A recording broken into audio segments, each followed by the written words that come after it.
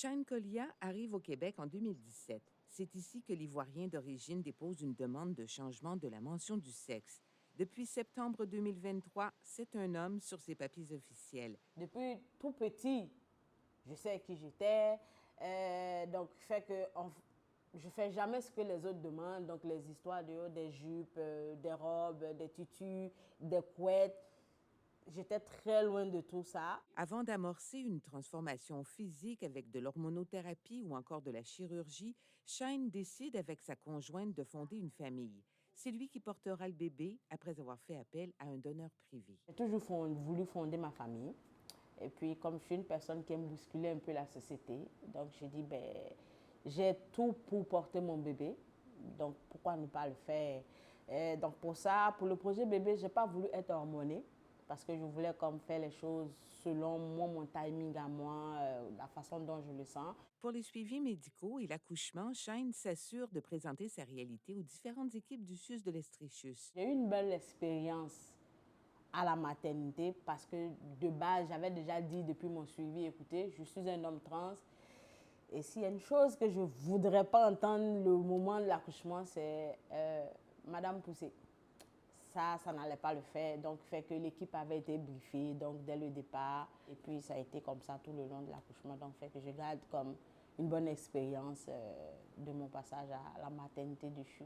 La petite Queen Mary vient au monde le 2 août 2023. Pendant l'entrevue, c'est l'équipe de Transestrie qui la garde. C'est ici que Shane travaillait avant son congé parental.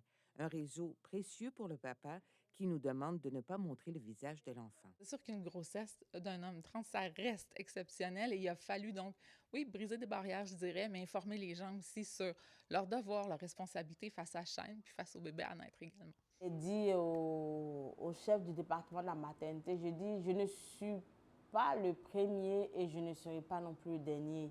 Donc, commencez à vous attendre à recevoir des hommes enceints dans votre département et certains viendront peut-être avec de la barbe bien fournie, avec des muscles bien saillants, comme d'autres viendront peut-être comme moi, qui seront au début de leur processus. Oui, c'était une première pour notre hôpital à Fleurimont. On est en ajustement. Un premier cas qui marque un tournant pour le CIUS de l'Estrichus. Pas évident, c'est des réflexes qu'on a. Cependant, comme lorsqu'on a su que Shane venait dans nos services, on a été capable d'identifier un peu plus des intervenants qui ont des fois une ouverture d'esprit différente, qui sont en mesure de peut-être accompagner différemment ces Shane ou toute autre personne qui viendrait accoucher. C'est sûr que c'est des habitudes qui sont dures à défaire. Un virage amorcé depuis quelques années. On a la chance d'avoir un comité EDI qui est Équité, Diversité, Inclusion, qui a été mis en place avec une politique à l'intérieur de nos murs pour le CIUS de l'Estrichus. Donc, on est en mesure d'être un peu mieux outillé qu'on l'était auparavant.